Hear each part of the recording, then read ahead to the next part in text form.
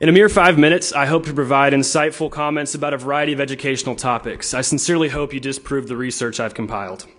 Here's the history of the Common Core. In 2009, the National Governors Association and the Council of Chief State School Officers partnered with Achieve, Inc., a nonprofit that received millions of funding from the Bill and Melinda Gates Foundation. Thus, the initiative seemed to spring from states when in reality it was contrived by an insular group of educational testing executives with only 2 academic content specialists. Neither specialist approved the final standards, and the English consultant Dr. Sandra Stotsky publicly stated she felt the standards left students with an empty skill set lacking literary knowledge.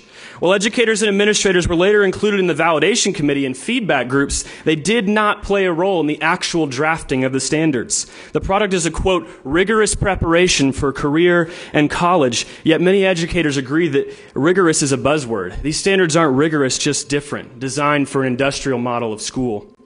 Nevertheless, Common Core emerged. Keep in mind the specific standards were never voted upon by Congress, the Department of Education, state or local governments, yet their implementation was approved by 49 states and territories. The president essentially bribed states into implementation via Race to the Top, offering $4.35 billion taxpayer dollars to participating states, $500 million of which went to Tennessee. And much like No Child Left Behind, the program promises national testing and a one-size-fits-all education because, hey, it worked really well the first time. While I do admire some aspects of the core, such as fewer standards and an emphasis on application and writing, it's not going to fix our academic deficit. If nothing else, these standards are a glowing conflict of interest, and they lack the research they allegedly received. And most importantly, the standards illustrate a mistrust of teachers, something I believe this county has already felt for a while. I've been fortunate to have incredible educators that open my eyes to the joy of learning, and I love them like my family. I respect them entirely, which is why it frustrates me to review the team and Apex evaluation systems. These subjective anxiety producers do more to damage a teacher's self-esteem than you realize. Erroneous evaluation coupled with strategic compensation presents a punitive model that, as a student, is like watching your teacher jump through flaming hoops to earn a score. Have you forgot the nature of a classroom? A teacher cannot be evaluated without his students. Excuse me, because as a craft, teaching is an interaction. Thus, how can you expect to gauge a teacher's success with no control for students' participation or interest? I stand before you because I care about education, but also because I want to support my teachers. And just as they fought for my academic achievement, so I want to fight for their ability to teach. This relationship is at the heart of instruction, yet there will never be a system by which it is accurately measured. But I want to take a step back. We can argue the details ad infinitum, yet I observe a much broader issue with education today.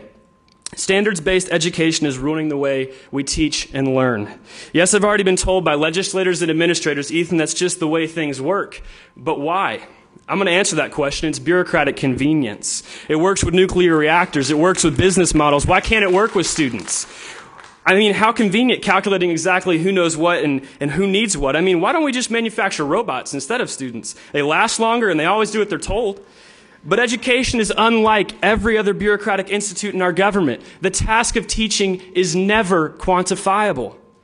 If everything I learn in high school is a measurable objective, I haven't learned anything. I'd like to repeat that. If everything I learn in high school is a measurable objective, I have not learned anything. Creativity, appreciation, inquisitiveness, these are impossible to scale, but they're the purpose of education. Why our teachers teach, why I choose to learn.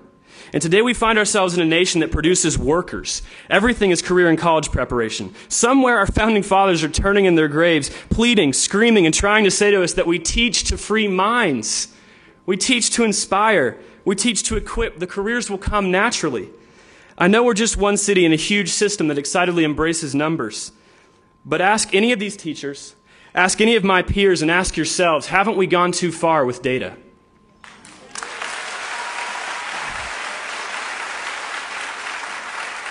I attended tonight's meetings to share my critiques, but as Benjamin Franklin quipped, any fool can criticize, condemn, and complain, and most fools do.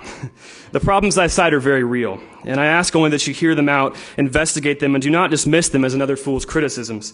I'll close with a quote of Jane L. Stanford that Dr. McIntyre shared in a recent speech.